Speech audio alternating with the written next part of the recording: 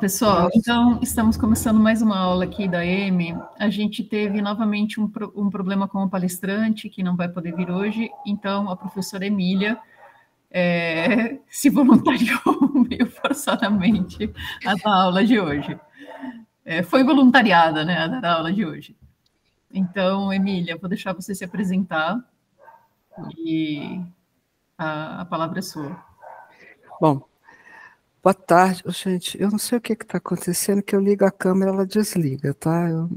Uma coisa estranha aqui. Bom, boa tarde. Eu sou professor, eu sou bióloga, fui bióloga um dia, né, na graduação lá em Priscas Eras. Atualmente trabalho com ecologia urbana. Estou na Faculdade de Engenharia Civil, Arquitetura e Urbanismo, já há quase 40 anos, trabalhando na área mais voltada à gestão urbana, né?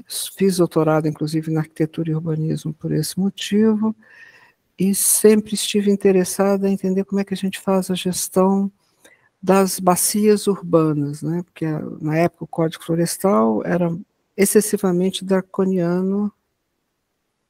Nossa, gente, está tudo... Eu juro para vocês que eu não sei porque que a câmera está fechando, tá? Era para ela ficar aqui aberta, bonitinha. Bom, e eu me perdi na minha apresentação, mas enfim. Ao tentar trabalhar com as águas urbanas, o que eu descobri foi muito lixo. É quase impossível até hoje a gente conseguir ver água, né? Nos corpos hídricos que estão nas cidades. Eu comecei a tentar estudar isso para poder chegar na água e estou meio presa nesse lugar aí há pelo menos 2 décadas.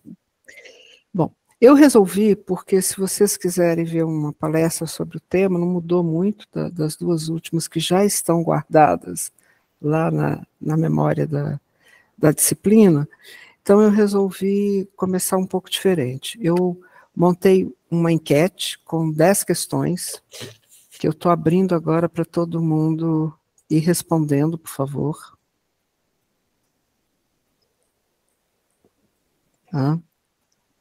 Pessoal, vocês sabem responder enquete? Vocês têm que clicar no triangulinho ali nas formas geométricas no lado direito inferior aqui do Meet, tá? Eu fiquei muito sensibilizada com um dos alunos que escreveu um testamento para a Gabriela, dizendo que muitas das coisas vocês já sabiam, né? E que a gente deveria, docentes e estudantes e discentes, tentar fazer alguma coisa junto. Então eu falei, deixa eu saber o que vocês já sabem sobre resíduo, o que vocês fazem com os resíduos, né? E daí a gente começa a conversar a partir daí. Nós somos 73 pessoas. 72. Só que eu não estou entendendo onde é que faço para responder. Onde que eu clico aqui para responder? Mais opções? Eu acho que você tem que ir... Você clicou no triangulinho e depois no poll. Cadê? O triangulinho aqui, desculpa, não tinha visto. Você entrou no... Pronto, achei. Aí tem enquete... Aí na enquete você seleciona uma coisa e aí você tem que clicar ainda em votar. Isso. Depois que você seleciona... enquete.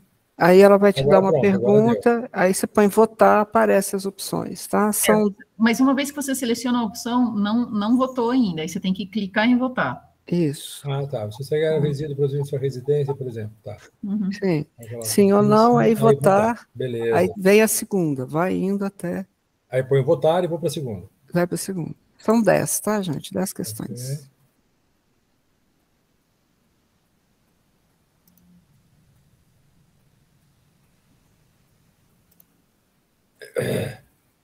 Ixi, Jolie, pode ser que você não consiga entrar na enquete.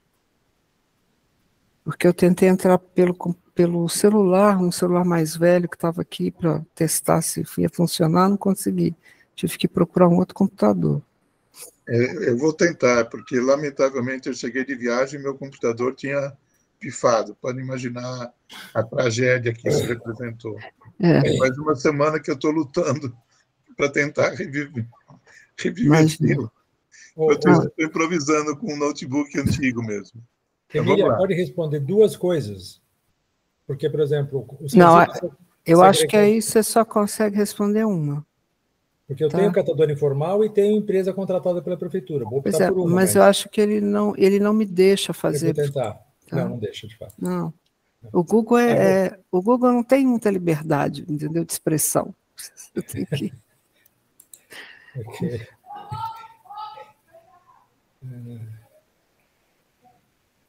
Põe aqui a mais comum. Sim. Talvez no celular você consiga responder a enquete, Jolie. Está funcionando aqui. Que ótimo. Olha, nós somos 74, só 20 pessoas responderam até agora, hein, gente? Calma, eu estou na 6 ainda. Não, estou falando da primeira. Tá bom. Então, pessoal, prestem atenção que vocês têm que selecionar e depois que selecionam, vocês ainda têm que clicar em votar, senão não vai computar a escolha de vocês, tá? Então, seleciona e depois clica em votar.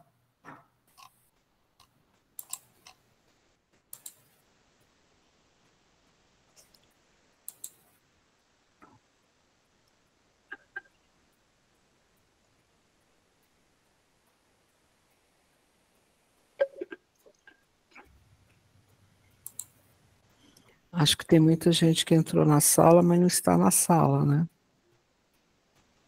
Ok, o meu acabei. Eu também. Só votaram 26 pessoas, a gente tem 74 pessoas na sala.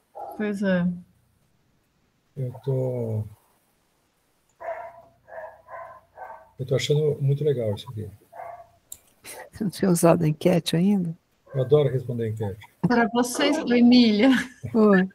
Para você aparecem os nomes de quem votou? Não, não aparece. Só vai aparecer depois que eu fechar, salvar.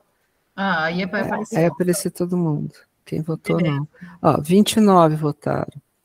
Quem não votou vai ficar com fome. No final a gente sabe quem votou, mas agora não. O realmente você não está conseguindo. As que não souber responder pode deixar em branco, sim. Pode, sim. Elton, você tem que clicar nas formas geométricas. É um triangulinho, um quadradinho e um círculo. Lá no cantinho direito. Se você tiver no computador, é no canto direito embaixo. No celular, eu não sei. Alguém está no celular e pode falar para o Elton onde que é? Você está no celular ou no computador, Elton?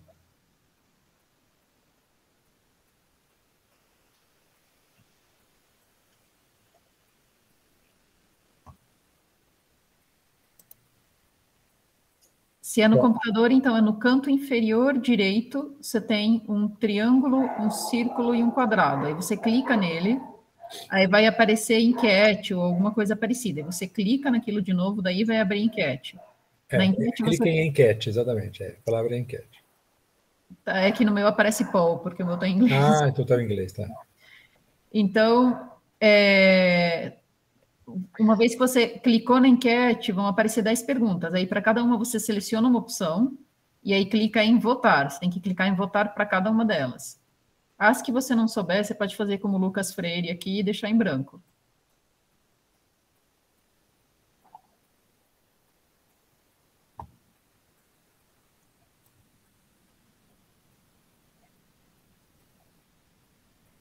33. Você consegue ver enquete também, né? Eu não consigo. Eu consigo. Não é Gabriela. Eu não consigo.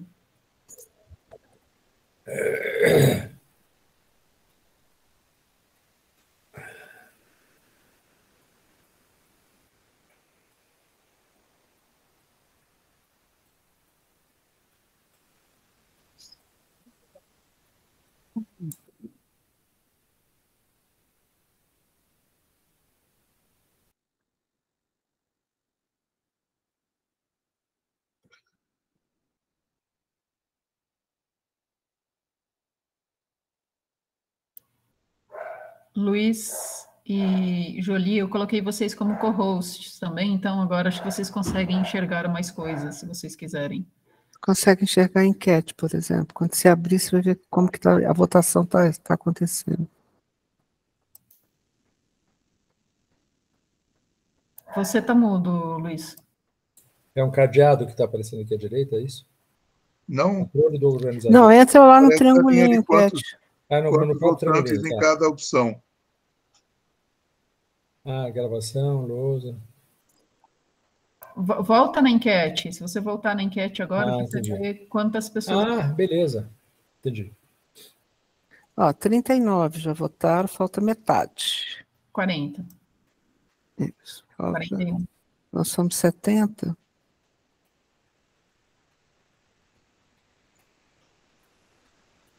Aqui a primeira já tem 41 votos, incluindo o meu. Acho que automaticamente o seu desinclui, tá? Quando você vira host. Não, acho que... Não, tem aqui 41 votos, incluindo o seu. Porque aqui ele não me disse isso. Eu, por exemplo, como eu criei a enquete, eu não consigo botar.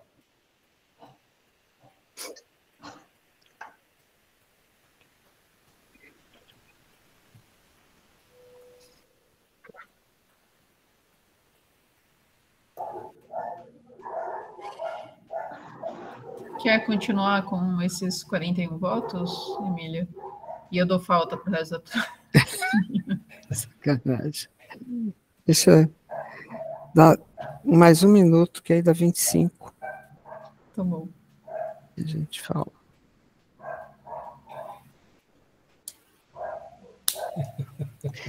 Hoje ela, como diz uma professora amiga minha, ela está com o coração peludo. Gabriela não perdoa, viu, gente? Deixa ela em paz, ela está na dela. Normalmente eu perdoo bastante, mas tem horas que não. É porque a coisa que vai ser chata é que eu quero colocar vocês em salas de discussão na sequência, e aí eu não sei se eu ponho, como é que, se não tem 76 aqui, vai ter um monte de sala vazia, é isso? Aumenta o número aumenta as pessoas, né? O número de... Porque diminui o número de pessoas em cada grupo. Bom, a gente vai ter que entrar e ver quais grupos estão vazios, fechá-los.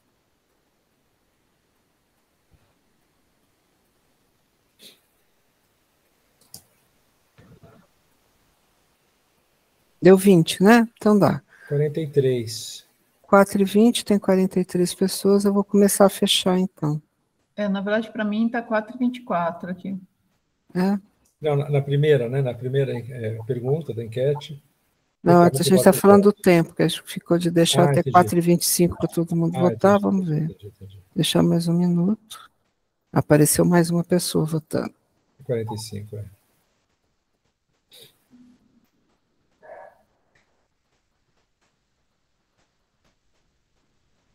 Bom, vou começar a fechar. Então, quem votou até agora, se alguém ainda estiver pelo caminho.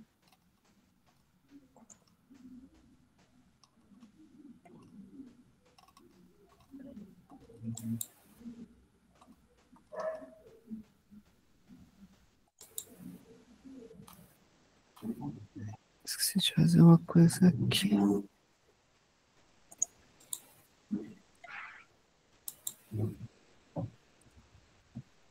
Está todo mundo vendo os resultados, né? Aonde que a gente... Quer dizer, eu estou vendo os resultados. O pessoal também vê, beleza.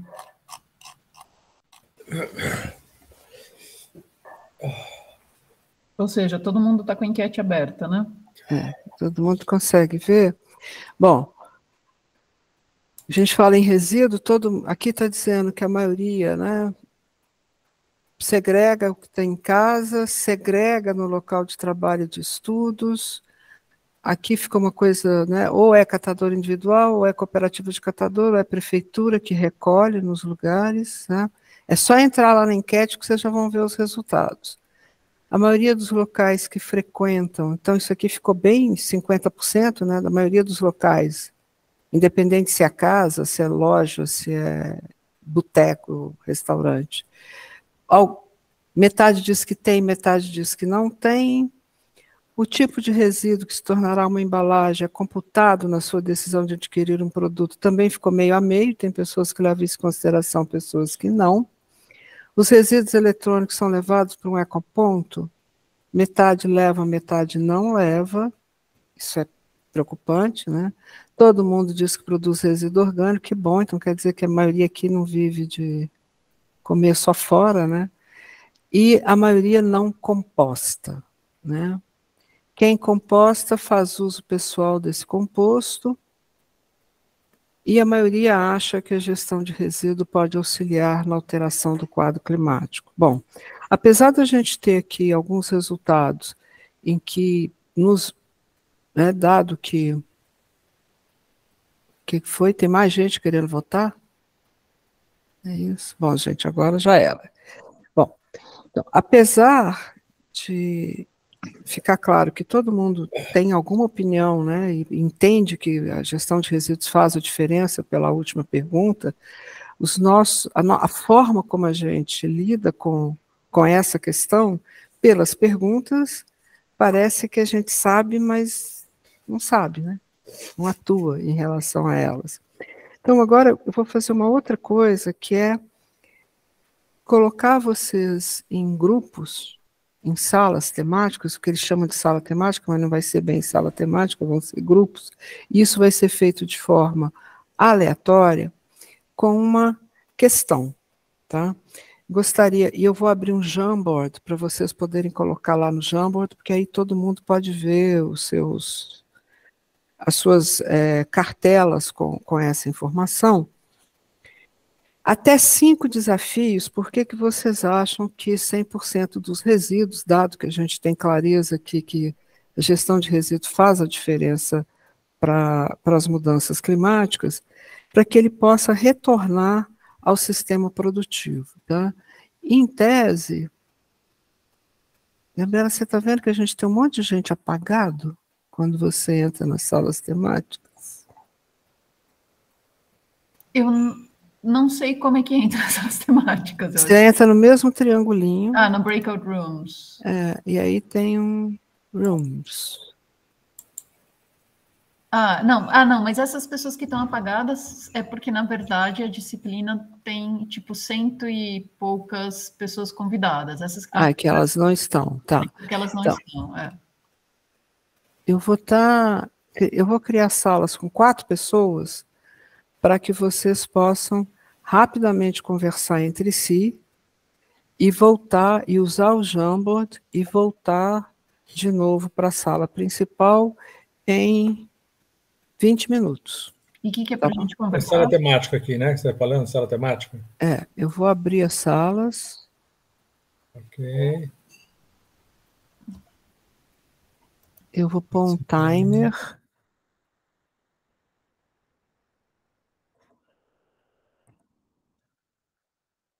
Então, todo mundo pode ir para a sala. E a pergunta vai estar aqui. Colocar, tá no Jamboard.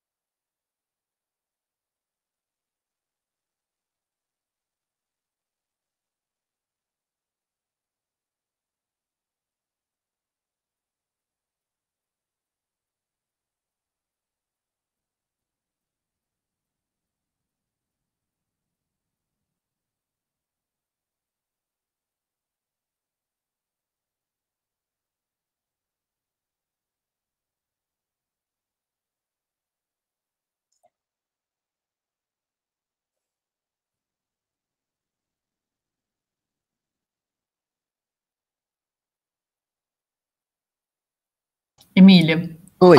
Eu fui para a sala lá, mas eu não conseguia voltar depois. Aí eu tive que entrar de novo na chamada e também eu não sei o que eu tenho que discutir lá, qual que é o propósito. Mas tá a lousa interativa não está aparecendo? A lousa interativo? Espera aí que eu vou ver. Eu vou entrar na É sala. o whiteboarding? É, ó. Deixa eu entrar nas salas. Oi, professora. Eu não entendi bem o que é para fazer na sala. É para discutir sobre... Não entrou para vocês o Jamboard? A lousa interativa? Ah, eu entendi. Entra na sala e entra na lousa. É Entra isso? na lousa, isso. Eu vou Ok, a todas as salas entrar agora. vou fazer isso. Isso.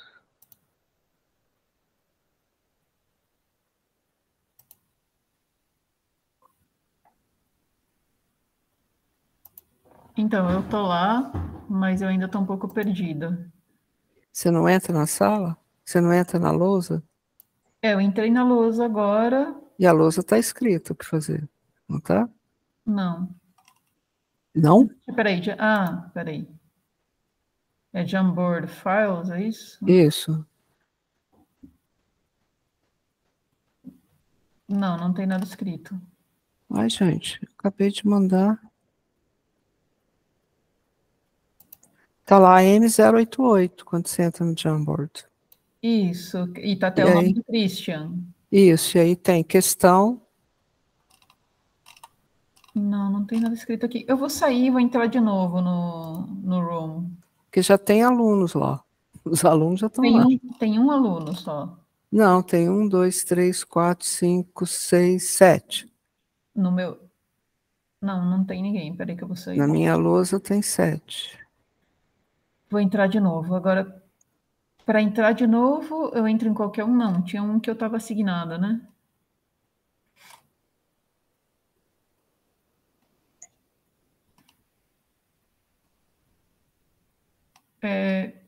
Em qual que eu entro e como que eu entro? É porque aqui me dá a opção de entrar em qualquer um, né? Então, não, você pode entrar em quem você quiser. Tá. Vou nesse aqui que tem poucas pessoas. Deixa eu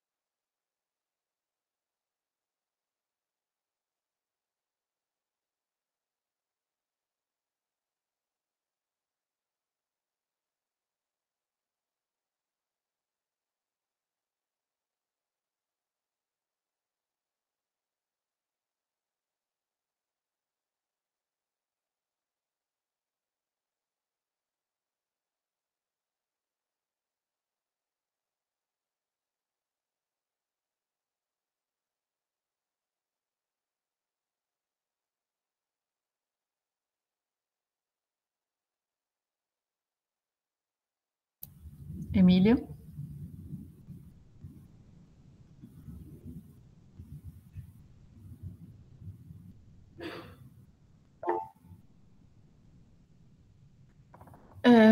Na sala 14 não estava aparecendo a lousa também, então eu não sei realmente o que está rolando.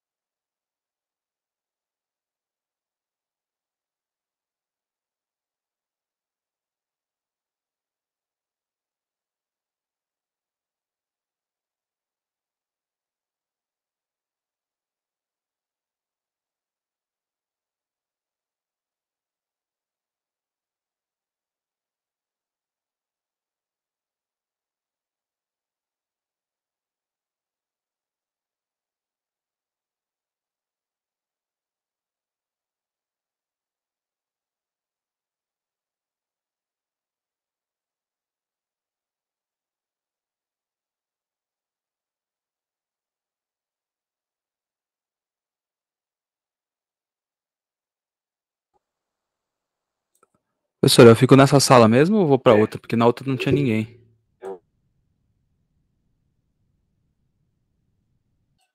Tava mutado.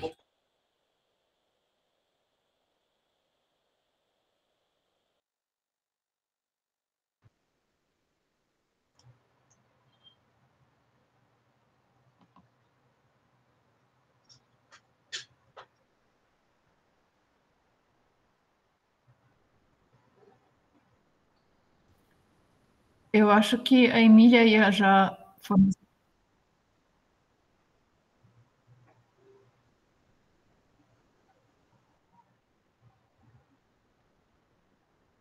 Você está sem microfone, Gabriela. Eu estou falando na outra sala, porque eu estou nessa sala aqui e também estou na outra. Então, eu mutei aqui para falar lá, peraí. O meu computador aqui liga e desliga aqui, tá? Beleza.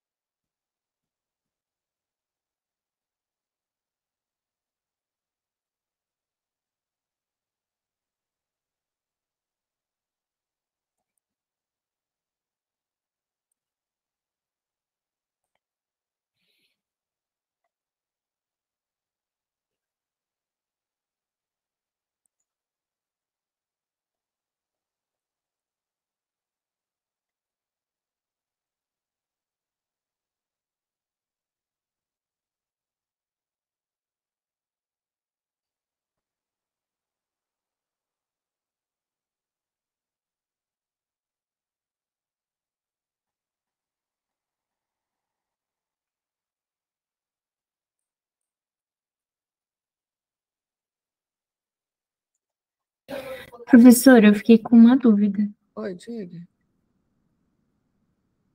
Pode falar.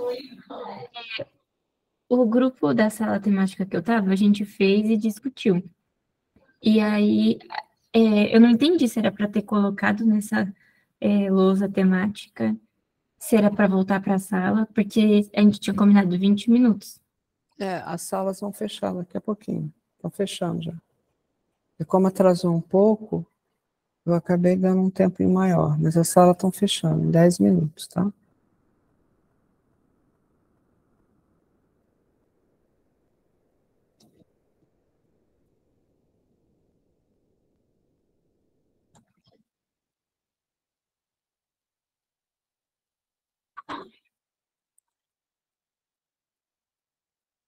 Professor, a gente fez em outra lousa, tem problema?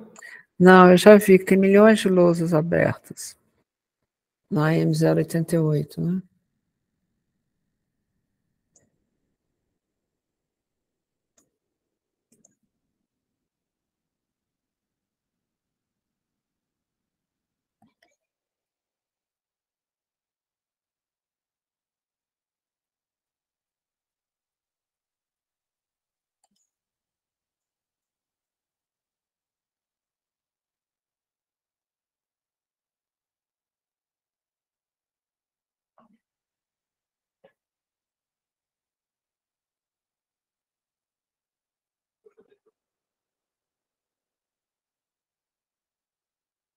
Professora, eu entrei num grupo, a gente acabou não conseguindo fazer. Eu posso pôr alguma coisa nessa lousa principal ou não? Pode sim. Ok.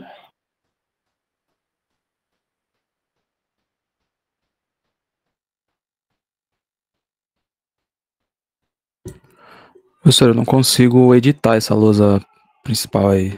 Eu só tenho permissão para ver. É verdade, agora eu notei isso, que eu também não consigo. Gente, espera aí, eu coloquei essa permissão para todo mundo. Ai, Deus do céu, que inferno. Aqui eu mandei aí, a galera tá conseguindo adicionar coisa ou não? Não, Daniel. Na que você mandou também não consigo.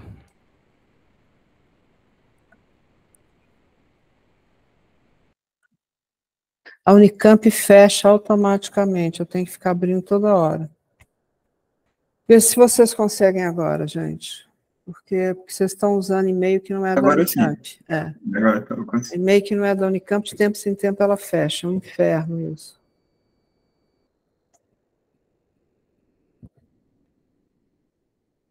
A senhora pode mandar o link dessa outra lousa aqui no chat, por favor? Posso também.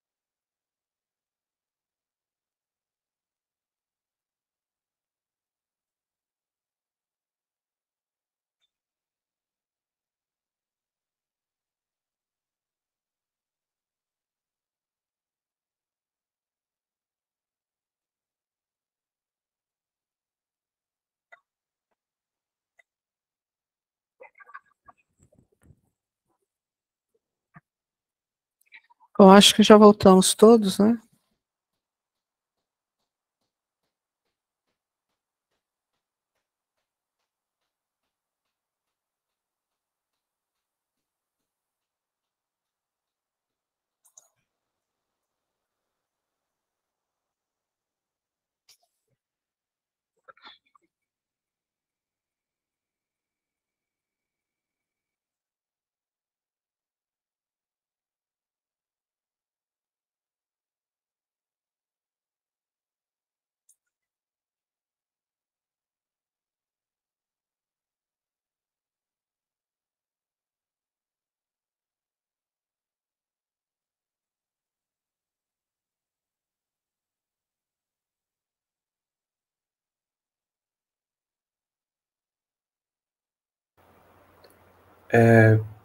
Professor, Oi?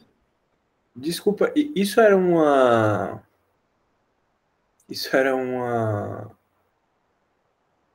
Era uma planilha pública ou uma planilha de um grupo específico? Essa era a planilha pública. Ah, eu acho que eu me confundi. Eu e um colega, a gente estava fazendo uma planilha específica. Eu acabei abrindo uma planilha só minha e dele. Dele. Fazendo, Então põe aqui no chat o link para eu poder abri-la. Tá, também.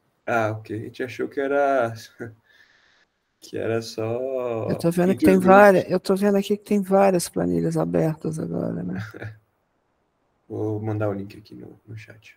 Tá.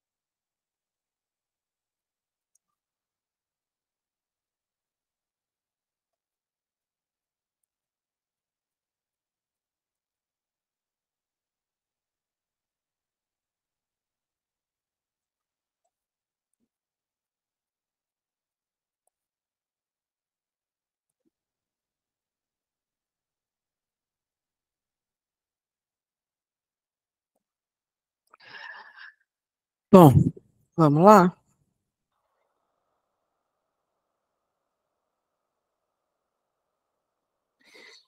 Vocês estão conseguindo ler essas planilhas? Os posts que estão aqui? O principal, sim. Sim. Dá para ler, né?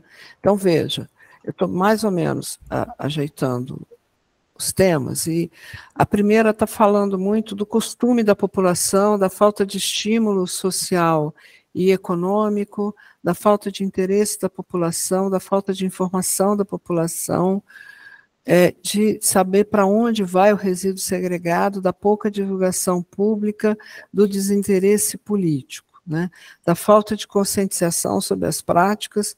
Então, muito do que vocês colocaram, aquelas escritas de forma diferenciada, está falando de uma relação de não conhecimento, de desconhecimento ou de desinteresse, né? E essa é uma das questões, de fato, um dos desafios chaves, né?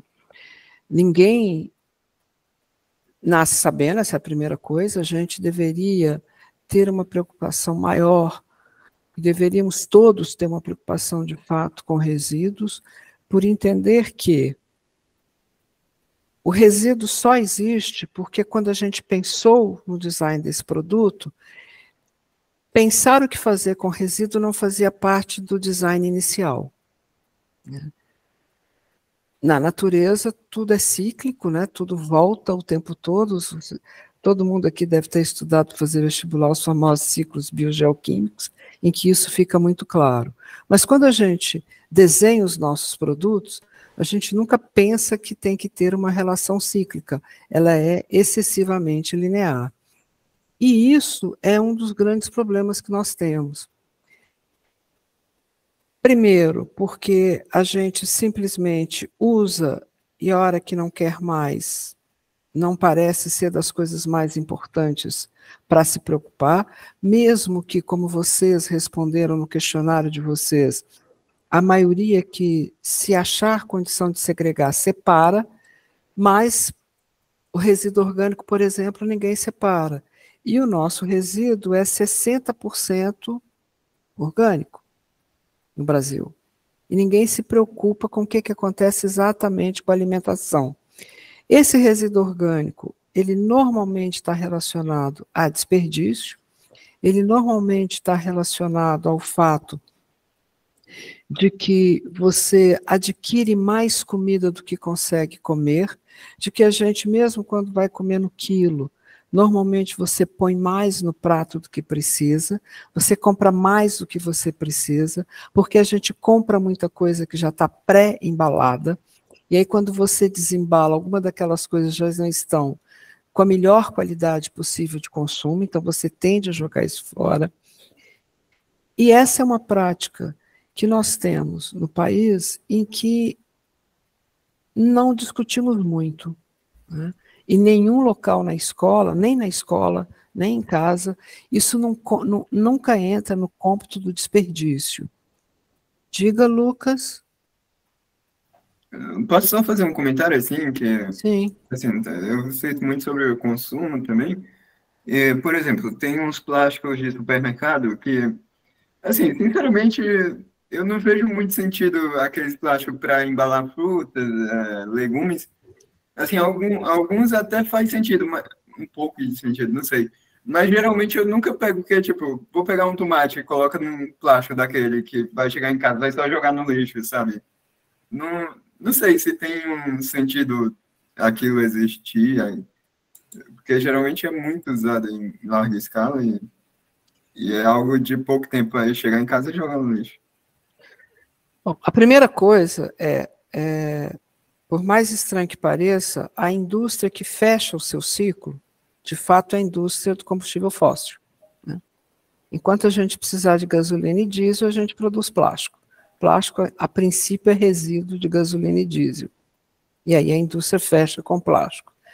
E aí você vai criando, isso é uma prática que acontece no planeta, principalmente a partir da década de 70, muito consumo de combustível, mais plástico a gente precisa produzir e mais funções a gente tem que dar para esse plástico produzido, né?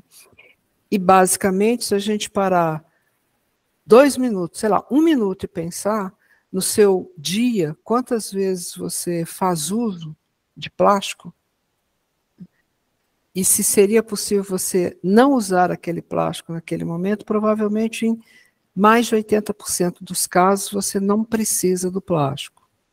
Há alguns hábitos que a gente foi perdendo, porque o plástico parecia ser uma coisa de mais fácil uso. Quase não pesa, veda bem, né? Então, por que a gente vai usar? Por que você vai usar, por exemplo, papel, se dependendo da qualidade do saco de papel, ele vai rasgar? É mais difícil o plástico rasgar que o papel, né? Ele acomoda as coisas e ocupa menos volume e espaço. E todas essas coisas foram divulgadas e fazendo com que a gente achasse que o plástico, de fato, era a melhor opção. Então, é necessário? Não, não é necessário. Mas quantos aqui estão dispostos a ir às compras levando já o vasilhame aonde vai colocar aquilo que compra? Porque a gente pode levar sempre um vasilhame retornável. Você não precisa colocar na bandeja que pesa, na balança que vai pesar, tudo já em saco. Mas você pode, depois que pesa aquilo, colocar tudo já numa sacola para levar. Isso é um hábito. Aqui está se dizendo que a gente tem um costume, né? Esse costume é muito mais recente da gente usar o plástico do que o costume de não ter plástico à nossa disposição. Diga, Monique. Esse costume eu vejo também como uma questão cultural, né? Porque se a gente sai do Brasil, se a gente vai para alguns países da Europa, então a sua garrafa de água que você toma, você consegue retornar ela em algumas máquinas e pegar uma moeda, por exemplo. Você tem um destino adequado para aquela garrafa, né? É muito comum na Europa você sair com as embalagens, com os seus frascos para comprar, sei lá, arroz a granel, feijão a granel, comprar alimentos a granel, né? Coisas que agora que a gente está vendo começar mais isso no Brasil, que você tem alguns lugares a granel. Mas, por exemplo, se a gente pensa aqui em Barão Geraldo, né? No Dalben lá, que começou com aquelas questões de granel. Qual é a embalagem que eles te dão para você colocar? Plástico. E se você chega com uma embalagem sua, a maioria dos funcionários não quer colocar, né? Então, é uma coisa ainda que eu acho que falta mais um trabalho educacional nesse sentido, né, para a gente também reduzir esse tipo de plástico. Se eles criam uma questão de você colocar granel e não te deixam usar a sua própria embalagem, qual que é o sentido, né? Tá. Bom, vamos lá. Falta política pública, né? Não é uma questão de opção pessoal, é uma questão de política pública. Exato. Então, enquanto você não tem uma política pública muito clara de como é que nós vamos lidar com isso, como é que a gente vai transformar a política nacional de resíduos, ou até a política do Estado de São Paulo e de vários outros estados no Brasil, uma realidade cotidiana, ela fica a critério de um marketing. Isso que você cita do Dalben é uma coisa para não funcionar. Porque entre comprar uma aveia a granel, que vai sofrer uma contaminação muito mais rápida, e comprar uma aveia pré-embalada em plástico, a opção é a pré-embalada. Eu faria a opção pela pré-embalada. Se eu não posso usar meu próprio vasilhame, eu não estou ganhando nada, eu estou, na realidade, tendo um prejuízo maior. Então, a minha questão mais, eu acho, da Emília do granel, que eu penso mora eu e meu companheiro, né? Então, a gente consome pouco. Então, muitos dos alimentos têm embalagens grandes, sim, né? Que vão estragar no meu uso. Então, eu prefiro comprar a granel numa quantidade menor, que vai fazer mais sentido de eu estar utilizando. Sim, mas veja, as cidades que são lixo zero, as cidades que usam, eu vou parar de compartilhar isso aqui para compartilhar uma outra coisa com vocês aqui.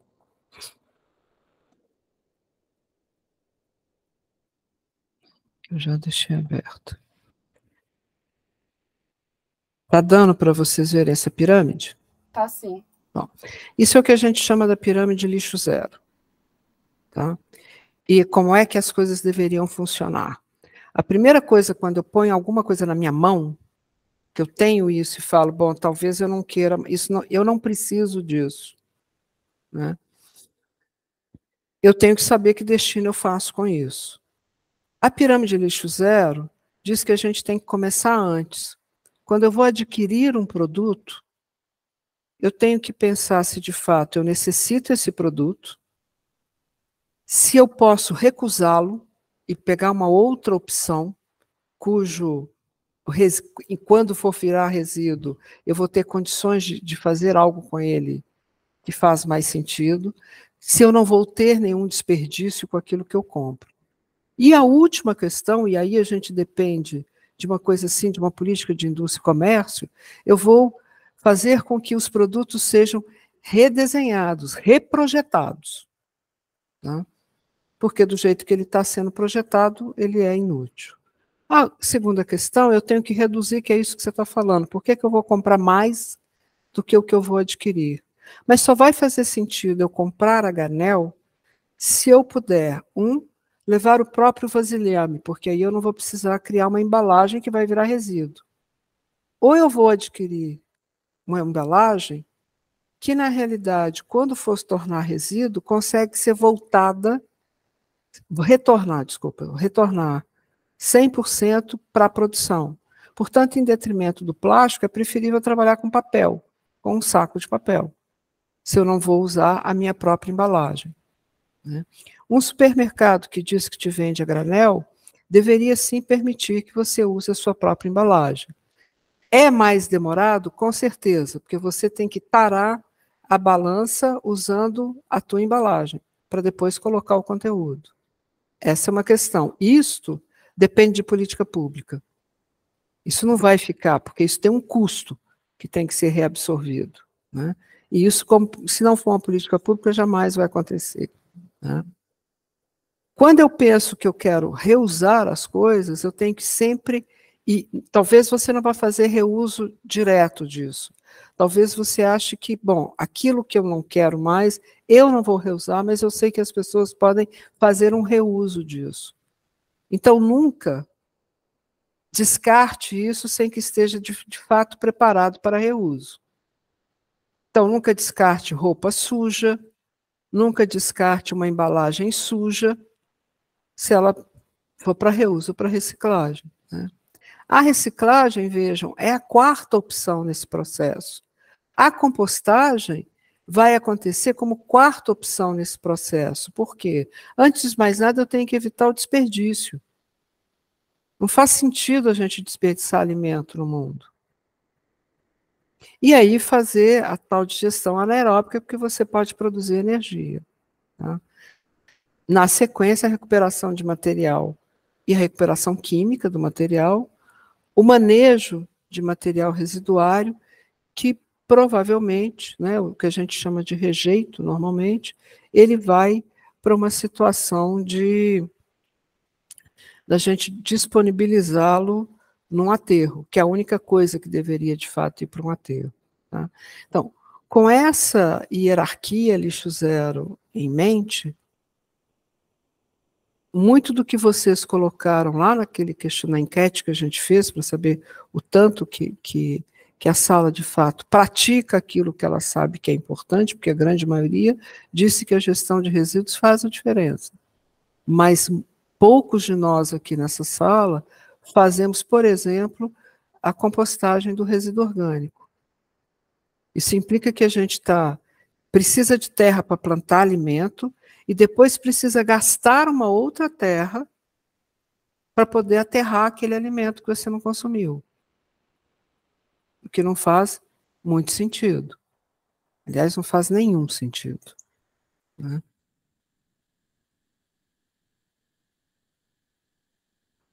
Vou voltar aqui agora. Voltando às questões, deixa eu voltar lá nas nossas questões, voltando às questões que vocês colocam aqui, vocês falam muito de infraestrutura que não é necessária, nem todo material reciclável é reciclável, nem todo material dito reciclado é reciclado. Por que que isso acontece? Por que que todo material, nem sempre o material que tem o triangulinho aqui de que vai ser reciclável, ele pode ser reciclado? Porque nós estamos... Sim, Lucas. Só comentando que, assim, eu ia a Ecopontos lá em Fortaleza, tem uma política pública de destinação de resíduos lá em Fortaleza, eu não sei, aqui eu não conheço bem ainda, e lá funcionava assim, você, com uma certa quantidade de lixo, você levava lá no ecoponto e dava um desconto na conta de energia e água, algo assim. E algumas coisas, alguns plásticos, os próprios seletores lá, que eram ligados à prefeitura de Fortaleza, assim, era a prefeitura que construía esse espaço, falavam assim, não, esse plástico aqui já está no fim da cadeia dele, não tem mais destino, sabe? Eles falavam para mim, ok, sabe? E aí, eu na verdade, deixava lá, mas eu não sabia para onde ia, se não tinha mais destinação lá não tinha destinação, não sabia para o que fazer mesmo. Tá. Nós temos várias questões em relação a isso. Aí, a primeira questão é, quando você não tem uma política de eco, que a gente chama de ecodesign, uma política em que você vai projetar, de fato, coisas que podem ser recicláveis, né, que podem ser ou reutilizáveis ou recicláveis, a gente vai ter sempre um grande problema, né? E isso não depende diretamente das pessoas, isso sim depende, de novo, de uma política pública mais ampla do que simplesmente uma política de resíduo. Isso depende de uma política de ciência e tecnologia, isso também porque você precisa, às vezes, de linha de financiamento e crédito para desenvolver pesquisas específicas em relação a essa questão. Que tipo de plástico que eu vou, de fato, colocar para uso, se da primeira vez que ele for reciclado, na segunda ele já não é mais reciclado, ele vai ter que ser aterrado. Será que faz sentido? Faz sentido dar um amplo uso desse plástico? Essa é uma questão que você tem que resolver, não só com uma política de indústria e comércio, mas também na hora que você projeta para pensar isso. Uma outra questão é, eu preciso de uma indústria de reciclagem perto do lugar que eu coleto esse material. Então, a realidade hoje brasileira nos diz que a gente consegue reciclar 80% do material do Brasil para quem está na região sudeste. No norte do país é praticamente impossível. Plástico de sacolinha plástica na Amazônia, o lugar mais próximo que pode fazer algum tipo de reciclagem é Brasília. O custo disso inviabiliza. Não adianta uma cooperativa, não adianta os amazonenses segregarem a sacola plástica. E a gente está falando do Amazonas. E isso vai ser resolvido pelo mercado? Jamais vai ser resolvido pelo mercado. Isso depende de uma outra lógica. E não é a Política Nacional de Resíduos que resolve isso. Então, a Política Nacional de Resíduos, ela necessita estar integrada a outras políticas, para, de fato, ela fazer a diferença, para que, de fato, ela permita que haja uma gestão no país que vai, de fato, auxiliar aquilo que todo mundo aqui parece concordar, com uma minimização da situação das alterações do clima que existem hoje. Pode alterar minimamente essa situação climática. Então, a gente primeiro tem que entender o grau de complexidade do resíduo, que ele começa sempre numa decisão que é individual, quando ele vai se tornar resíduo. Mas antes de que isso vire resíduo, a gente precisa de várias políticas públicas para que, quando eu decida que algo vai virar resíduo, de fato ele possa ter uma destinação adequada. Senão a gente vai sempre ter um problema muito sério com relação à destinação desse material. Não basta simplesmente pôr o triângulo de reciclagem, porque eu preciso ter uma indústria próxima. Não faz sentido você levar um material a 200, 400, 500 quilômetros para fazer com que ele seja passível de ser reciclado. Porque primeiro você precisa de escala, e não necessariamente você vai ter escala, porque isso depende do volume de pessoas que estão usando aquilo. Agora, há outras coisas que a gente, de fato, precisa de plástico. Então, acho que precisamos começar a encarar isso de frente. Que fazemos um uso indiscriminado, porque isso facilita bastante para a indústria de combustível fóssil. E é exatamente essa situação que faz com que as pessoas recebam pouca informação a respeito, e precisamos, cada vez mais, conseguir informar as pessoas e criar uma situação em que hajam políticas públicas correlatas para viabilizar uma outra lógica para que a gente lide com resíduos. Sim, Monique? Emília, aí é uma ignorância minha, né, nesse sentido de políticas públicas. Eu, enquanto uma cidadã, né, fui lá eleger políticos. E o que eu posso fazer, então, é pressionar no âmbito municipal, ali, vereador e tudo mais, né, na minha cidade, mas existem políticas públicas que, vamos pensar, de resíduos sólidos, que são federais, né, ou eu estou enganada, não sei. Como fazer essa pressão, eu, enquanto cidadã, né, porque eu acho que se não houver uma forma da gente saber dessas coisas, aí a parte educacional mesmo, saber o que exigir, podemos assim dizer, é o primeiro passo. Mas aí o próximo passo, aonde exigir, como a gente pode fazer esse passo? Porque se a gente for esperar, às vezes, dos próprios políticos que já estão no poder, eles vão entrar, às vezes, com outras demandas, né? E não com isso. Vou falar, a população não está se mobilizando para isso, então vamos dar foco para outra coisa nesse momento. Então, é mais uma questão, como que eu posso agir de alguma forma? Olha, eu acho que essa é a pergunta, a resposta de 1 milhão, né?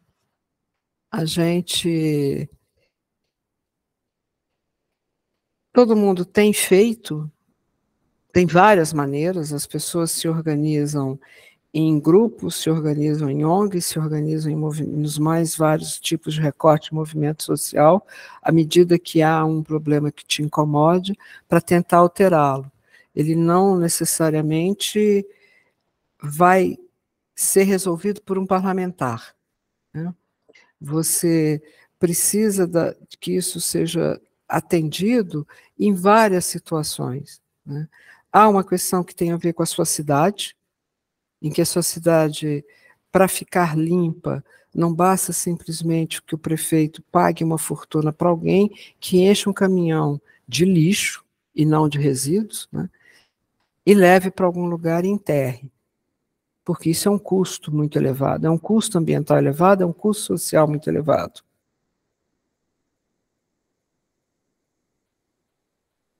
Para mudar isso, a gente precisa cada vez mais entender melhor e conseguir olhar o material, cada vez que você entra para adquirir uma coisa, você vai ter que criar um hábito individual de pensar no futuro daquilo que você adquiriu.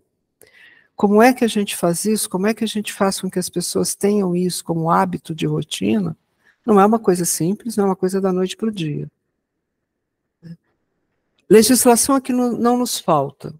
Por exemplo, em 2016, o Conselho Federal de Educação solta uma portaria, que todo e qualquer curso de formação universitária deve ter práticas de educação ambiental transversal ao longo do curso. Vocês são estudantes dos mais diversos cursos da Unicamp. Qual dos cursos que vocês fazem na Unicamp em que isso acontece?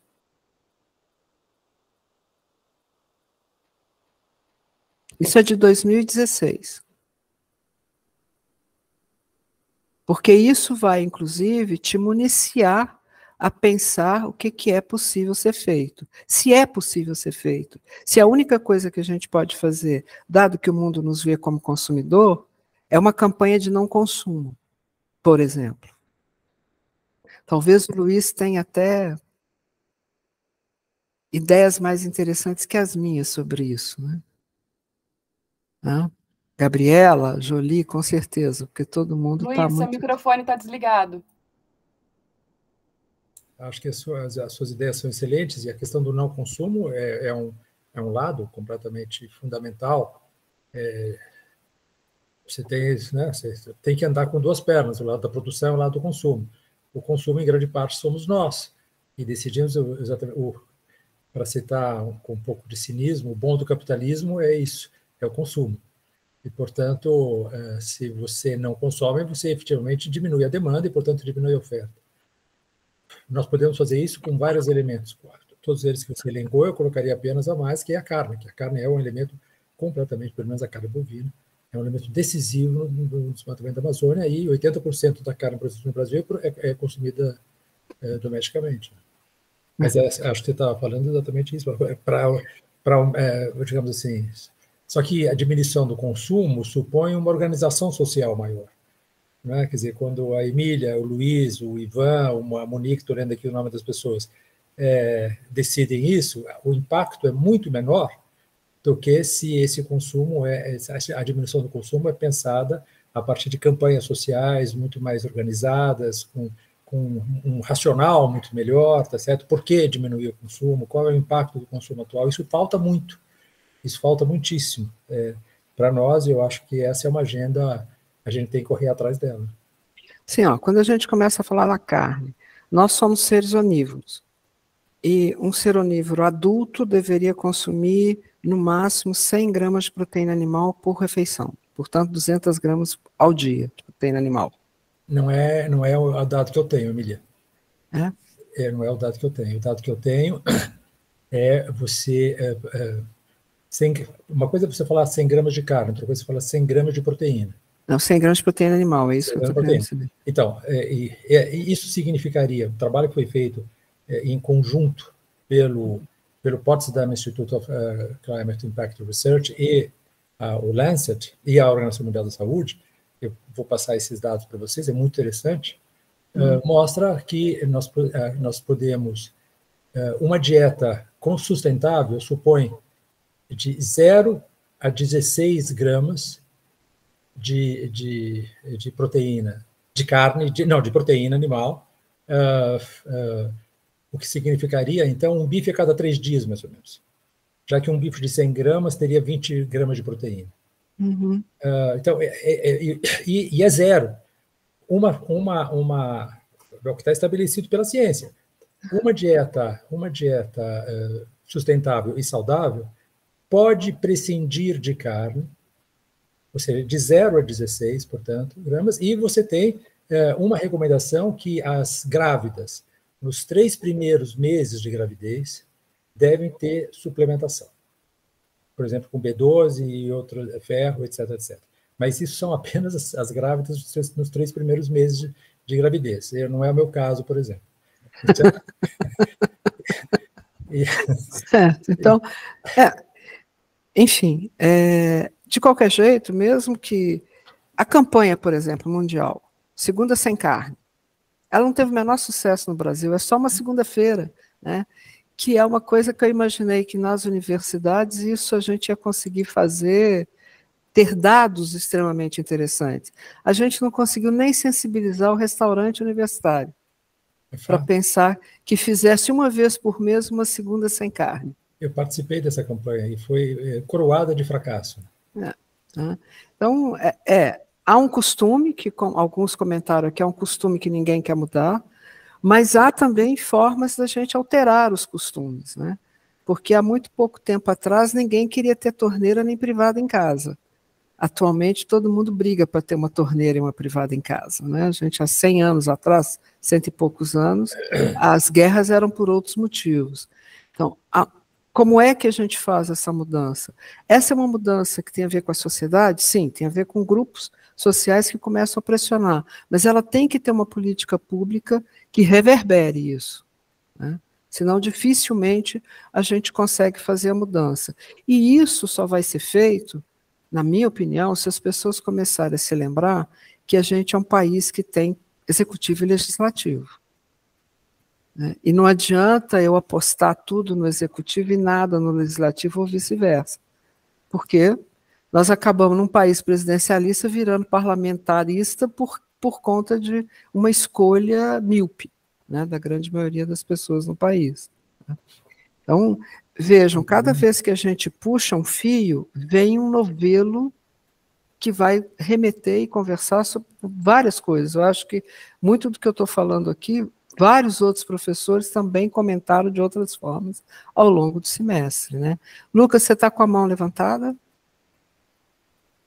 Sim, eu ia comentar, estava até escrevendo aqui, que, assim, do meu ponto de vista, tem disciplinas que, assim, você comentou da formação há um pouco tempo, e tem disciplinas que eu vejo, assim, eu faço física, licenciatura, e eu tenho uma ideia há um tempo, por exemplo, em física, algo de física experimental, ao longo de um semestre, estimulando os alunos a reciclarem e calculando a massa de quanto eles reciclam. Porque em física experimental, basicamente, a gente joga, a gente joga bolinhas e aprende a fazer histogramas com muitos lançamentos de bolinhas. Mas talvez, assim, uma ideia, assim, realmente que eu tenho seria estimular os alunos a fazerem, reciclarem ao longo do semestre e calcularem quanto de massa estão reciclando e quanto de resíduo eles estão produzindo, sabe? E no final fazer um relatório sobre isso. Mas é uma ideia minha, assim, não uma ideia que eu acho ainda tá... Assim, parece que tem um grande desinteresse em aplicar coisas sobre formação... formações desse tipo, como essa aula. Parece que não é tão interessante do ponto de vista. Apesar de ser algo, assim, totalmente incluso nos conteúdos que querem passar da física. A professora Gabriela está aí, acho que ela pode até falar, se quiser. Gabriela? Foi instada a comentar. Gabriela? Oi, desculpem, gente, eu tô com um problema médico aqui na família, na verdade, de uma cadelinha minha que tá passando mal e tô tentando organizar aqui. Desculpa, então eu acabei ficando ausente, mas se vocês quiserem repetir rapidamente o que foi falado, eu comento. Lucas? Não, então, eu estava comentando que, por exemplo, tem disciplinas na própria Unicamp que poderiam ser usadas para estimular mais o entendimento em relação a essas questões de produção de resíduos. Eu estava comentando que a própria Física Experimental 1 podia estimular os alunos a calcularem quanto eles estão produzindo de resíduos e quanto eles podem estar destinando à reciclagem, sabe? Ao longo de um semestre. No final, produzir um relatório sobre isso, como realmente a gente faz, só que faz com bolinhas, sabe? Ela lança bolinhas várias vezes. Sim. Acho excelente ideia. Vamos levar já para o Thiago Alegre. Olha, tem uma outra coisa que eu sempre acho que eu acho que é interessante, já conversei com alguns professores, eu comecei esse projeto em 96 e 98 e parei porque eu não consegui mais, os professores não gostaram muito da ideia de... Bom, a minha proposta era o seguinte: eu quero pegar as disciplinas obrigatórias da área da engenharia civil, que é onde eu leciono, e eu ia, com os alunos de iniciação científica, fazer o cálculo dos exemplos usados em sala de aula, quão distante eles estão, ou tão próximos eles estão, de indicadores de sustentabilidade. Para o cara projetar ponte, para ele projetar casa, para ele discutir fundação, estrutura, estação de tratamento de água, estação de tratamento de esgoto. Era isso.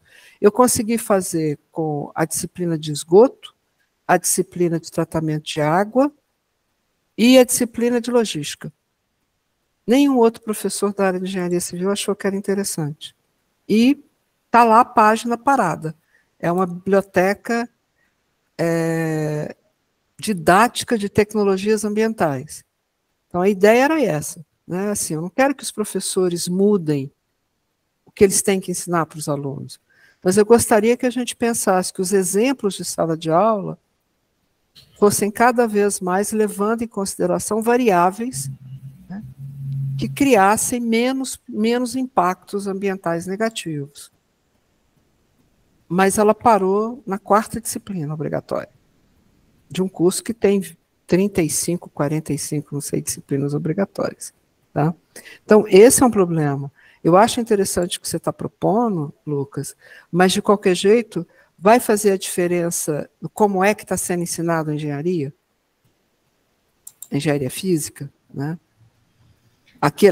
Você está sendo formado para colocar a variável ambiental, a variável de sustentabilidade, a variável climática em cada processo que você desenvolve?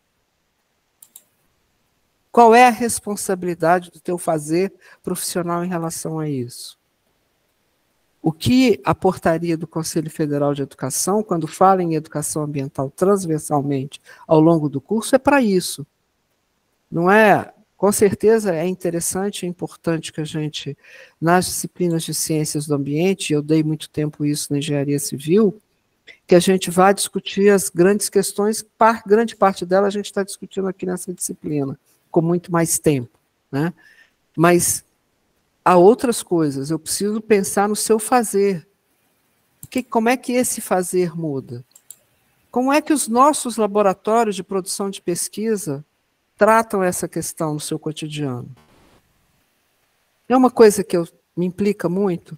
Por que o Instituto de Química, por exemplo, eu estou citando aqui, por exemplo, tem vários outros locais. Por que um Instituto de Química, por exemplo, que cada laboratório precisa produzir água destilada, cada um tem um destilador? Isso consome energia e água. Muita energia e muita água. Sou do Instituto de Química, não é cada laboratório que produz, não, tá? Já foi feito um projeto lá que ganharam e hoje a gente tem uma central que economiza muita água, muita energia. Ótimo. Tá? Eu tô com dados... Tudo bem, a última vez que eu chequei deve ter quase 5 anos, desculpa. Estou com dados errados, mas seria ótimo se a universidade divulgasse isso para todo mundo. Adoraria saber desse processo de gestão, porque eu me lembro que o professor Gallenbeck queria muito que isso acontecesse, né? Emília, eu posso conversar depois com você sobre isso, tá bom? Sim, não, mas eu acho que é uma coisa assim, vamos publicar isso, vamos divulgar isso, porque isso faz a diferença, e isso pode fazer diferença para várias unidades da universidade. Né? Água deionizada, tem várias coisas que muita gente usa e que vai... Isso é um exemplo, gente, tá? Mas tem outras questões que não estão sendo levadas em consideração no cotidiano, porque essa é uma prática que quem passa pelo Instituto de Química, quando sai de lá e vai para um outro lugar trabalhar, vai levar essa prática. E isso é uma das coisas que a universidade deveria se preocupar em fazer. Luiz, desculpa, você está com a mão levantada há um tempo. Não, mas a Monique quer falar, deixa ela falar primeiro. Vai lá, Pode Monique. falar, Luiz, depois eu falo. Mesmo? Eu quero que os alunos falem, não os professores falem. Fala aí, Monique, você tem prioridade. Não, o que eu ia falar, né, eu acho que relacionado, você falou do Instituto de Química, que coincidentemente eu trabalho lá, né, então tenho essa noção, mas eu estou chocada aqui com a Kalina, que falou que na biologia não tem nada de educação ambiental. Eu acho que essa questão, até da empresa terceirizada que nós temos na Unicamp, né, eu já fiz muitas reclamações lá, já até cansei, porque a gente separa todos os lixos, né, assim, o metal, o papel, o plástico e tudo mais, chegam a empresa terceirizada, junta isso tudo num saco e leva para um descarte. Eu falo, qual é o sentido, não sei se isso acontece em outras unidades ou não, né, mas qual que é o sentido da gente ter coleta seletiva na Unicamp, se na os próprios... Oi? Na física também, Gabriela? Também. Então, assim, eu já cansei de falar isso, sabe? Tipo, eu falei, para quem que eu falo? Com quem que eu converso? Será que às vezes a gente não poderia... porque às vezes a gente também está criando disciplinas para falar com os alunos, mas a gente também tem que criar um contato com esses terceirizados, sabe? Mas você colocou uma coisa ótima aqui, Monique. Primeiro, a política de Campinas, e a maioria dos locais no Brasil, a política brasileira de resíduos, quem se dá bem com milhões de caixinhas e de cores de segregação é só quem produz aquele vasilhame verde, azul, vermelho e amarelo. Tá? Porque como a política brasileira ela está calcada oficial ou oficiosamente no trabalho do catador, que faz a segregação fina, o que a gente precisa é separar o reciclável do não reciclável. Ponto. Tá? Aliás, o reciclável do orgânico, do rejeito e o resíduo de saúde. Né? Resíduo de saúde é uma coisa que não pode estar misturado com orgânico. Eu não vou compostar lenço de papel, né, de quem está gripado, essas coisas a gente não composta, a gente põe no rejeito. Então, assim, esses 4 são as grandes separações. O reciclável, ele todo, né, vai para as cooperativas. E a Unicamp, por exemplo, ela não quer adotar uma cooperativa. A PUC, ali do outro lado do morro, adotou uma cooperativa. E a PUC leva todo o resíduo que ela produz para a cooperativa e ela faz segregação fina, essa cooperativa que está aqui grudado, porque ela está ali do lado da Merck Sharp, do outro lado da Campineira, né, aqui da Zeferino Vaz. Tá? A gente não consegue levar para lá. Aquela cooperativa fez um trato com a moradia e desistiu, porque o resíduo da moradia é tão lixo que não dá para trabalhar como reciclável, que essa é uma outra questão que você também acaba trazendo, que é importante a gente conversar a respeito. Lixo não é resíduo, né? E isso é uma coisa, vocês desculpem de novo que eu vou apresentar alguma coisa aqui, que está inclusive em espanhol, mas foi o que, porque é o que estava à mão. Oi. Só rapidinho, eu vou ter que sair. Você consegue parar a gravação? Claro, tudo bem, não preocupa não. Bom, gente. Vai lá. Boa sorte. Desculpem. Valeu. Melhoras, Gabriela. Boa sorte, Gabriela. Olha aqui, gente, rapidinho. Ó. Tá dando para ver a figura? Sim. Isso é plástico reciclável PET de altíssima qualidade. Se eu coloco no vasilhame correto, ele é um resíduo. Se eu jogo por aí, ele vira lixo. Se eu coloco num vasilhame copo descartável sujo de café, isso é lixo, não é resíduo. Tá? Então, essa é outra questão que a gente tem que tomar cuidado. A legislação brasileira foi muito difícil, mas a gente conseguiu proibir que a palavra lixo estivesse em qualquer legislação. Porque a gente tem que pensar em resíduo. Lixo, para mim, devia virar palavrão. Tá? Porque quando está tudo sujo e misturado, isso é lixo. E isso só tem dois destinos possíveis. Ou você queima, ou você aterra. Não tem muito o que fazer. Os dois são perniciosos, muito perniciosos, para a questão climática, para a vida na Terra, em todos os sentidos. Então, pensar que a gente está segregando resíduo é fundamental, Monique. Nunca falar que é lixo. A outra coisa, provavelmente,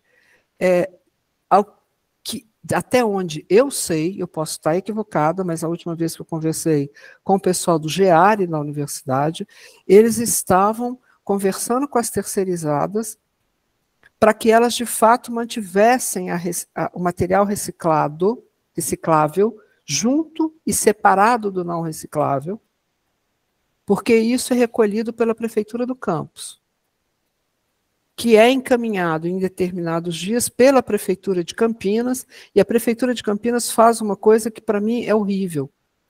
Ela usa isso como moeda de bom comportamento com as cooperativas da cidade. E nós temos um problema muito sério, que ficamos correndo atrás de indicador de sustentabilidade e a gente nunca computa resíduo. Se vocês olharem lá na planilha, a gente não computa o círculo inteiro do resíduo, quando a gente faz lá os indicadores de sustentabilidade na Unicamp. Por quê? Nós temos uma cooperativa que está a 10 quilômetros da universidade. Mas eu já acompanhei esse resíduo da Unicamp ao longo da semana. Tem dia que ele vai a 10, a 30, a 40, a 150, a 200. Porque a prefeitura fica doando. Você é uma cooperativa que não está criando problema, você vai ganhar essa semana o resíduo da Unicamp, tá? Porque ele é um bom resíduo. Né? E isso é uma coisa muito ruim, porque a Unicamp se recusa, e ela, como grande gerador, tem o direito de fazer isso, né? Ela, de fato, já negociar direto com uma cooperativa. E olha, querem uma coisa mais estranha, esdrúxula desse processo? No ITCP, na Incubadora Tecnológica de Cooperativas Populares da Unicamp, a Unicamp incuba cooperativa de catadores, mas ela não consegue levar o resíduo dela para a cooperativa que ela incuba. E aí essa cooperativa vive desesperada atrás de resíduo. Né? Porque o que o Bolsonaro fez que ninguém fala a respeito? Ele liberou o imposto de importação de resíduo no Brasil.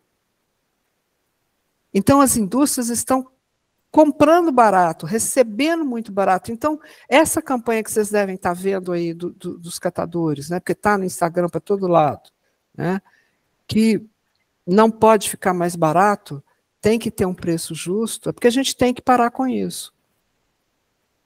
Porque assim, os catadores estão cada vez mais recebendo menos pela tonelagem do material triado, porque está entrando no Brasil material do exterior. Qual é o problema disso? Alguém, no começo da nossa conversa, falou, na Europa, você recebe e eles dão um destino adequado. Não, não dão, não. Sabe o que eles fazem? Enchem navio e mandam para a China. Aí, em 2018, a China falou, está chegando aqui muita sujeira, porque vocês não estão triando adequadamente esse resíduo. Eu não quero resíduo misturado, eu não quero lixo. E a China decidiu que ela não ia mais receber, nem dos Estados Unidos, nem do Canadá, nem da Europa esse resíduo. E aí, para onde foi isso? Primeiro para o Sudeste Asiático. O Sudeste Asiático recebeu isso durante 8 meses e falou, não dá para receber. Porque eles estão mais próximos do mar, muito mais, eles não têm continente, e recebem um vento absurdo, e aquilo está voltando tudo para o mar, e aquilo virou um caos absoluto. E eles não têm para onde colocar isso, porque eles não tratam isso lá. Do mesmo jeito que a Noruega está louca para que a gente preserve a Amazônia, para que eles possam poluir lá e a gente compensa aqui, o resíduo é a mesma coisa, está entrando resíduo aqui no Brasil. E isso é um caos, porque nós produzimos uma quantidade tal de resíduo que a indústria, tá, os dados que a gente tinha antes de 2018 sobre o Brasil, que a indústria de reciclagem do Brasil não precisava importar resíduo algum. A pandemia começou a ser um problema, porque as prefeituras, de uma forma completamente inconsequente, simplesmente saíram dizendo nas suas cidades que não tem mais reciclagem na cidade, não tem mais coleta seletiva. E as pessoas pararam de segregar. E aí você cria, com falta de emprego, uma quantidade enorme de catador informal, eventual ou não, e agora não há controle sobre isso. Isso fica claro quando vocês colocam aqui que tanto faz ser cooperativa ou prefeitura ou informais coletando resíduos. Né? Tá? Então, de novo... Emília, só deixa eu interromper uma coisa. Explica um pouquinho melhor qual é esse imposto do Bolsonaro, essa coisa fiscal. Eu não entendi muito bem. Porque tem um imposto de importação. Sim. Alto. Para resíduo, não. Sim. Ele retirou, ele diminuiu muito. Mas aqui e o Bolsonaro retirou? Retirou. O Paulo Guedes diminuiu esse imposto. E aí a gente está com o país sendo inundado por resíduo. Mas não é contraditório em relação ao fato de que existem cooperativas que não estão obtendo? Sim, sim. Mas eles querem acabar com as cooperativas. Para só em grandes usinas?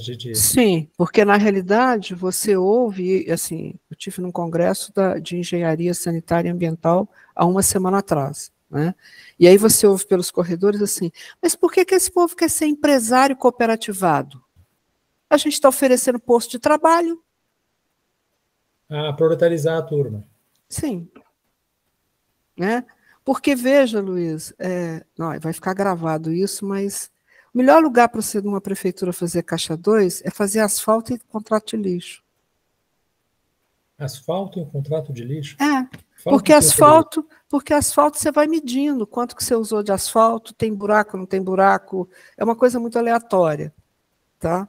Não tem tribunal de contas que consegue falar, não, é assim, não tem como, porque é muito aleatória a questão do asfalto. Tá? A outra questão é o contrato de lixo, porque você ou faz por quilometragem ou faz por tonelada o pagamento, e já teve caso aqui em Campinas, a gente já pegou isso em Campinas, em 2000, do caminhão antes de chegar na balança, pegar uma torneira e encher de água o caminhão. Isso é famoso, é famoso. Entendeu? Pois é. Então, isso, quando você começa a fazer a gestão super transparente do resíduo, não tem caixa 2. Né? E quando você põe a cooperativa, que você precisa primeiro, como está na lei, uma fase, que é viabilizar esse trabalho cooperado. Né? Então, assim, a política de assistência social obriga a isso, e a política de resíduos sólidos, a política de saneamento, diz isso, que é responsabilidade do Estado viabilizar. Tá? E isso impactou a política de preços para os catadores. Sim. Então, porque agora assim, as companhias elas pagam menos, por exemplo, por papelão. Claro. Entendeu? Estão pagando muito menos. E aí estão cada vez pagando menos para o catador. Porque senão elas podem comprar do importador. Sim. Dos países exportadores, quer dizer. Sim. E eles estão vendendo, eles querem pagar qualquer preço. É capaz de eles chegarem aqui no Brasil a custo zero, pegar um navio e falar, não, a gente dumping, paga o navio. Dumping, claro. Fazem dumping, porque o que eles vão fazer com isso? Então, é o que... Sabe aquela coisa assim, que tem uma hora que eu falo, olha, a gente não sabia de nada e estava ruim com o Bolsonaro. Agora a gente sabe da merda que é muito maior, ficou pior ainda, né? Claro. Porque você não consegue resolver... Você consegue medir. E quando você mede, você vê o tamanho da encrenca. E aí você fala, mas para onde que a gente foge? Porque não são coisas que você vai resolver de imediato. Não, nada a gente fala, bom, então agora assina uma portaria e resolve. Não. E quando o Jader Barbalho diz, resíduo tem que estar comigo, esse imbróglio fica pior ainda. A Marina não pode cuidar de resíduos nem de saneamento, quem cuida sou eu, Jader Barbalho. O que isso significa? Excelente. Aprendemos muito. Gente, falta 1 minuto. Mais alguma pergunta? Eu sei que foi assim... Olha, o Jolie está aqui, Kalina. Eu acho que ele poderia comentar melhor essa coisa da educação ambiental do que eu. Jolie, você gostaria? Gostaria, sim. Existem duas matérias que, para mim, absurdamente não estão no currículo da biologia. Uma é essa que a Karina levantou, da educação ambiental. Realmente não tem absolutamente nada, fora algumas iniciativas associadas às disciplinas da licenciatura, mas, no geral, realmente, como uma disciplina que dê um embasamento teórico, metodológico e que trabalhe com essa questão diretamente, nós não temos, assim como nós não temos uma disciplina de legislação ambiental. É outra coisa que é fundamental para o biólogo, para o trabalho do biólogo, que não seja o trabalho na academia, que seja um trabalho em consultoria, que seja um trabalho em uma organização não governamental. Ter a base de legislação é fundamental. Isso eu cansei de falar nas discussões, cada vez que se tinha uma discussão de modificação de currículo, de reestruturação de currículo. Acontece que essas discussões de reestruturação de currículos são feitas pensando no corpo docente que está lá e no qual é a capacidade que aquele corpo docente tem para ministrar disciplinas. Como não há ninguém com a capacidade de legislação ambiental, que, no meu entender, teria que ser dado por um advogado, até poderia ser um tempo parcial, alguém que ministre só essa disciplina, e uma disciplina de educação ambiental, então elas não são colocadas no currículo, porque não tem ninguém capacitado. Não se pensa em colocar no currículo e brigar para abrir-se uma vaga e contratar uma pessoa que isso venha complementar o currículo. Então, no final, dentro da Unicamp como um todo, nós não temos nenhuma disciplina de educação ambiental. É uma coisa absolutamente lamentável. Como não temos, Jolie, uma disciplina de história ambiental no departamento de história. Sim. Não, nem fala. Nem precisamos ir adiante. Mas se a gente for começar, cada um na sua área aqui tem um problema enorme. Não né? Precisamos piorar. Olha, eu queria só, já que você falou disso, a gente tem um advogado ambiental que é professor da FT, né? Então, o curso de engenharia ambiental tem um belíssimo curso de legislação e direito ambiental. Tá? Então, pode sugerir os alunos... Para a construção civil, né? Não, para engenharia ambiental. Para engenharia ambiental, é verdade. Sim. Então, assim, eu sugiro que, pelo menos, fala com os alunos de biologia, vai lá fazer o curso do Rafael Freiria, que vale a pena, entendeu? A gente, por um tempo, tinha um professor no IG, que também era um craque no assunto. Era. Mas ele se aposentou e se afastou completamente da universidade. Que ele vem do DPMN, né? Ele era da área de mineração, inclusive, mas advogado. Mineração envolvia toda uma questão ambiental, ele era muito bom nisso. Nossa, quem era o nome dele? Eu não me lembro o nome dele. Eu estou tentando lembrar o nome. Na hora que eu lembrar, eu conto, eu mando para vocês. Mas ele era muito bom mesmo. Ele ajudou a construir toda a legislação no Departamento Nacional de Mineração. Departamento Nacional de Mineração. E depois, quando ele se aposentou lá, ele virou professor aqui na Unicamp e era muito incrível. Discussões incríveis com ele na época sobre mineração. Bom, gente, deu o nosso tempo, né? Desculpa a forma atabalhoada, eu achei que... bárbaro o exercício que você deu. Muito bom, muito bom. Eu vou também colocar todas essas coisas do Jamboard, agora juntar tudo, colocar lá no Classroom para vocês poderem olhar com calma as várias coisas que vocês escreveram, tá? Porque isso aqui não tem, mais uma vez, eu não acho que é um ponto, né? É uma reticência e a gente tem que juntos, estou aqui fazendo minhas palavras de um aluno, colocou lá no Classroom, desculpa, eu esqueci teu nome, como é que a gente faz junto alguma coisa diferente, né, para fazer a mudança, tá? Então, espero que até o final do semestre, na última aula, quando a gente vai conversar todo mundo junto, que a gente consiga, de fato, falar, né, trazer alguma coisa que a gente possa estar fazendo. Bom, pessoas, obrigada, a gente se vê, bom feriado. Um abraço, Emília. Um ótimo final de semana. Tchau, tchau. Um ótimo feriadão semana que vem e nos vemos lá no dia 16. Isso. Tchau, tchau. Tchau, tchau. Tchau, tchau.